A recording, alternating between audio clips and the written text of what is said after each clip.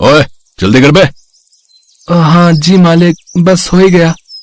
और अच्छे से धोइयो बे, कल की तरह अगर कोई दाग छूटा ना तो चमड़ी उधेड़ दूंगा तेरी, समझा कि नहीं? समझ गया जी।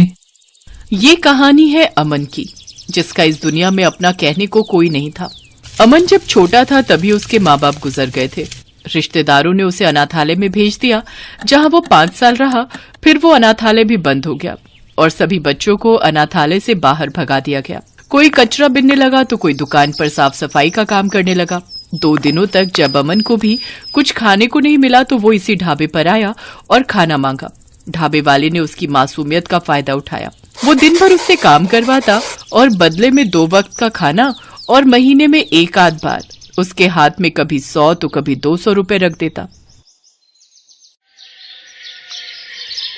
अरे यार, आज कितनी भीड़ है, बर्तन तो खत्म ही नहीं हो रहे। मैं तो थक गया बर्तन धोते धोते। ओए अकेले अकेले किससे बात कर रहा बे? मुंह कम और हाथ ज्यादा चला। उस दिन वाकई ढाबे पर काफी भीड़ थी। ढेर सारी प्लेटें धो धोकर अमन बहुत थक गया था। तभी उसके बगल में झाड़ू लगा रहे ढाबे के एक और कर्मचारी को अमन ने देखा। उसका नाम अरुण था। एक वही था जिससे अमन थोड़ी बहुत बातें कर लिया करता था।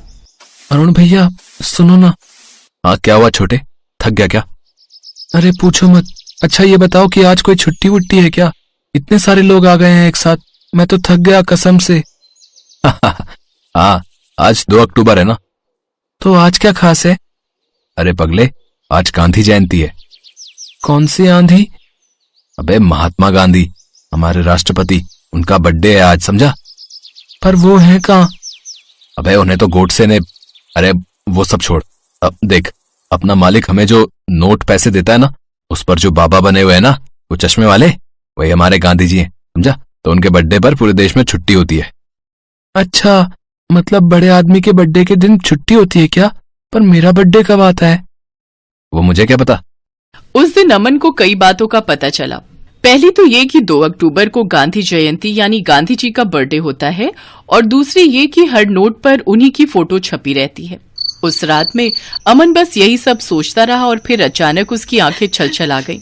दरअसल उसे नहीं मालूम था कि उसका बर्थडे कब आता है। ये सोचकर वो रोने लगा।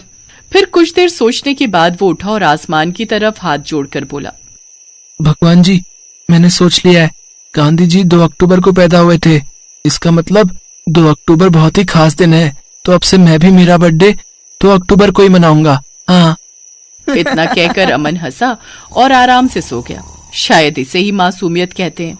अगले दिन ढाबे पर एक छोटा सा लड़का एक थैला लेकर आया। वो अमन की ही उम्र का था। ओए कौन है बे तू? क्या चाहिए तुझे? मुझे पापा ने भेजा है आपके पास। अब मैं क्या जानूं कौन है तेरा बाप? जी राधे श्याम। अच्छा, तो तू राधे श्याम का बेटा है। बोल क्या काम है? पापा के पैर में चोट आई है, वो बिस्तर पर हैं, तो उनकी जगह टमाटर मैं देने आया हूँ, और जब तक वो ठीक नहीं हो जाते मैं ही रो जाऊंगा। ठीक है, जाकर वहां रख दे सारे टमाटर। ओए अमन, जरा इधर आ। जी। ये 50 से तब देना जब टमाटर पूरे हों, समझा? ये नन्नू से अमन की पहली मुलाकात थी। दोनों करीब करीब एक ही उम्र के थे। नन्नू रोज ढाबे पर टमाटर देने आता। वो दोनों एक दूसरे को देखकर मुस्कुराते और फिर टमाटर के पैसे लेकर नन्नू चला जाता। एक दिन नन्नू ढाबे पर बहुत सुबह ही आ गया।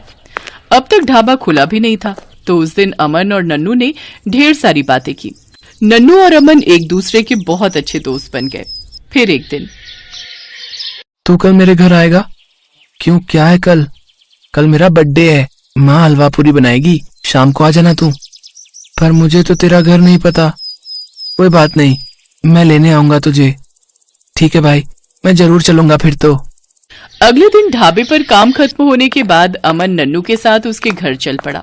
नन्नू की माँ ने नन्नू के लिए हलवे का केक बनाया था, क्योंकि उनके पास असली केक लाने के पैसे नहीं थे। उस दिन अमन ने भरपेट हलवा पूरी खाई। साथ ही वो अपने बर्थडे को लेकर भी सपने बुनने लगा। और फिर उस दिन कितना मजा आया था ना। वैसे तेरा बर्थडे कब आता है पता नहीं, पर गांधी जी 2 अक्टूबर को पैदा हुए थे, तो मैं भी उसी दिन अपना बर्थडे मनाऊंगा। तू आएगा ना? हाँ आऊंगा, पर बता क्या खिलाएगा? पता नहीं, पर कुछ तो खिलाऊंगा अच्छा सा। देखते ही देखते पूरा साल बीत गया और फिर अक्टूबर का महीना भी आ गया। 1 अक्टूबर को जब नन्नू टमाटर देने ढाबे पर आया, ओए, कल तो तेरा बर्थडे है ना? हाँ भाई, कल मेरा हैप्पी बर्थडे है, शाम को आ जाना। अच्छा सुन, तू आज लेट हो गया। हाँ यार, वो ना पापा की पट्टी कराने गया था, इसलिए देर हो गई। फिर जैसे ही नन्नू टमाटर लेकर ढाबे के अंदर पहुंचा तो उसे देखते ही ढाबे का मालिक बौखला गया। ओए, चल निकल, चल। सुबह सब्जी में डालने के लिए एक भी टमाटर नहीं था, तो मैंने दूसरे सब्जी वाले से ले लिए और कल से उसी से लूंगा, समझा? नन्नू चुपचाप वहां से चला गया, लेकिन ढाबे के मालिक के व्यवहार पर अमन को बहुत गुस्सा आ रहा था, लेकिन वो कुछ कर भी तो नहीं सकता था। फिर अगले दिन अमन को पता था कि नन्नू नहीं आएगा, और हुआ भी वैसा ही। पूरे दिन अमन ने खूब काम किया। फिर शाम को ढाबे वाला अमन को 1 प्लेट खाना देकर चला गया। अमन आसमान की तरफ देखकर रोने लगा। तभी उसके पास एक साधु बाबा आए। बेटा, कुछ खाने को है तुम्हारे पास? अब हाँ, मेरे पास खाना है, लीजिए। अमन के लिए ढाबे का मालिक बस 2 रोटी और थोड़ी सी सब्जी ही छोड़कर गया था। उसे भी अमन ने साधु बाबा को दे दिया था। अमन की दरियादिली देखकर साधु बहुत खुश हुए। उन्होंने बस 1 ही रोटी खाई और 1 रोटी अमन को खिला दी। फिर साधु बाबा ने अपने थैले के अंदर से गत्ते का चौकोर डिब्बा निकाला और उसे अमन को देकर वहां से चले गए। उनके जाने के बाद अमन ने जैसे ही डिब्बा निकाला तो उसकी खुशी का ठिकाना नहीं रहा। उस डिब्बे के अंदर एक असली केक था, पर अगले ही पल अमन फिर से उदास हो गया, क्योंकि उसका बर्थडे केक काटने के लिए उसके साथ कोई नहीं था। लेकिन फिर भी उसने केक काटा और उसके ऐसा करते ही केक से नीला धुआं उठा, जिसके छटते ही अमन को खुद के सामने एक जिन्न दिखाई दिया। हुबा, अब से आप मेरे आका हो छोटे उस्ताद, बताओ क्या चाहिए? आप कौन हो और यहाँ कैसे आए? मैं जिन हूँ और मैं इसी जादुई केक में बंद था। अब तुमने मुझे आजाद कर दिया है। बताओ, मैं तुम्हारे लिए क्या करूं? तुम्हारी एक इच्छा मैं पूरी करूंगा। पक्का? मैं कुछ भी मांग लूं क्या? हाँ हाँ, खुलकर मांगो जो मांगना है, मगर याद रखना, बस एक ही इच्छा पूरी होगी तुम्हारी। ठीक है, तो एक काम करो, मेरा एक दोस्त है नन्नू, वो टमाटर बेचता है, जाकर उसके सारे टमाटर बिकवा दो ताकि वो मेरे पास आ सके मेरा बर्थडे मनाने। बड़े प्यारे हो तुम आका, मांगा भी तो क्या मांगा। रुको, मैं अभी उसे लेकर आता हूँ। जिन्न उसी पल वहां से गायब हो गया और एक आदमी का रूप लेकर नन्नू से उसके सारे टमाटर खरीद कर बोला, बेटा, तुम्हारा दोस्त तुम्हारा इंतजार कर रहा है, जाओ उसके पास जल्दी जाओ। नन्नू को समझ नहीं आ रहा था कि वो कौन है, पर वो इस बात से खुश था कि उसके सारे टमाटर बिक गए थे और अब वो अमन के पास जा सकता था। उधर जिन्न पलक झपकते ही अमन के पास पहुंच गया। आज तुम्हारा बर्थडे है? हाँ, तभी तो मैंने आपको नन्नू को बुलाने के लिए भेजा था। आपने मेरी इच्छा पूरी कर दी, शुक्रिया। बड़े भोले हो तुम। अच्छा, आज तुम्हारा जन्मदिन है तो एक और इच्छा पूरी कर सकता हूँ मैं तुम्हारी। बताओ, और क्या चाहिए मुझसे? अरे वाह, एक और चीज? हाँ, पर इस बार कुछ बड़ा मांगना, ठीक है? ठीक है, तो मैं मांगता हूँ कि मेरे दोस्त नन्नू के पापा का पैर पूरी तरह से ठीक हो जाए ताकि वो आसानी से सब्जी बेच सके। अभी वो सिर पर डलिया लेकर पैदल पैदल सब्जी बेचते हैं, इसलिए बहुत थक जाते हैं। अमन का भोलापन और अच्छाई देखकर जिन्न मुस्कुरा दिया। उसकी आंखें भर आई। उसने अपने जादू से नन्नू के पापा का पैर ठीक कर दिया और उसे एक छोटा ट्रक भी दे दिया। अमन और नन्नू ने खुशी से जिन्न को गले लगा लिया। जिन्न चला गया। ट्रक होने की वजह से अब नन्नू के पापा आराम से सब्जी बेचते। अब उनकी आर्थिक स्थिति भी ठीक हो गई थी। नन्नू के पापा ने अमन को गोद ले लिया। उधर आसमान से जिन्न ये सब देख रहा था। उसने वहीं से कहा, सच में 2 अक्टूबर को बड़े लोग पैदा होते हैं।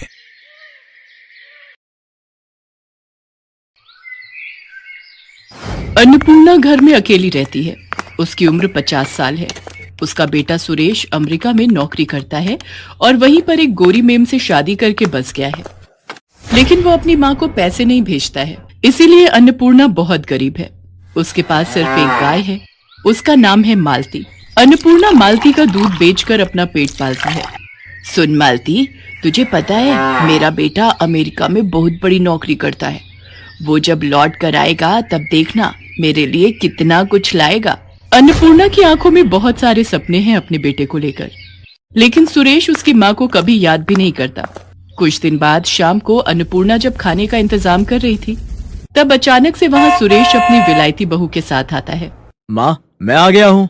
अपने बेटे को देखकर अन्नपूर्णा खुशी से पागल हो जाती है। अरे बेटा, तू अचानक से कैसे आ गया? वो बात यह है कि मेरी नौकरी चली गई है। अच्छा, इसीलिए माँ की याद आ गई। अब ठीक है बेटा, कोई बात नहीं, कुछ दिन घर पर आराम कर।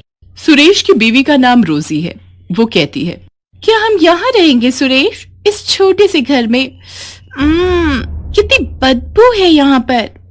हाँ बहू, वो मेरी गाय है ना मालती, उसी के गोबर से थोड़ी दुर्गंध फैलती है। तो निकाल दो उस गाय को। अरे ऐसे कैसे निकाल दूं, उसी से तो मेरा पेट चलता है।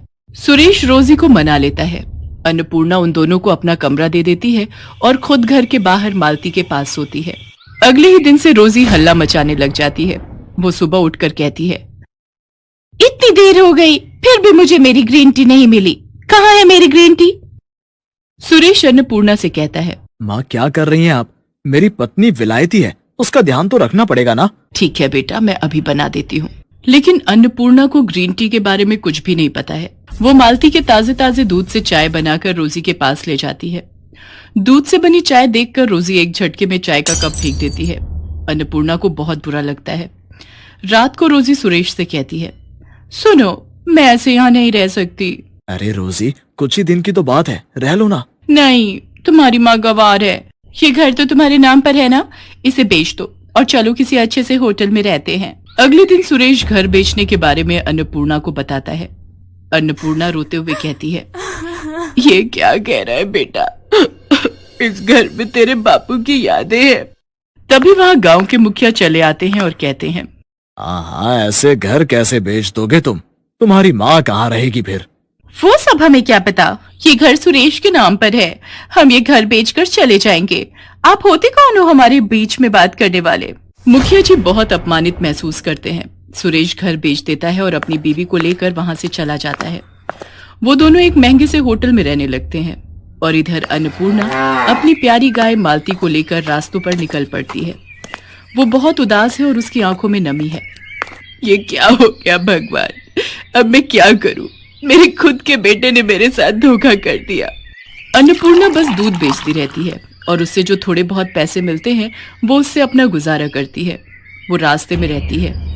इसी तरह कुछ दिन बीत जाते हैं। मालती एक दिन किसी के खेत में घुस जाती है और घास खाने लगती है।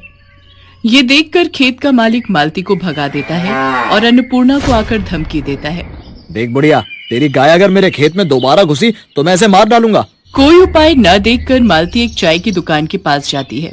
वहां चाय के पत्तों का ढेर पड़ा हुआ था। मालती वही खाने लगती है। वो बहुत सारे चाय के पत्ते खा लेती है।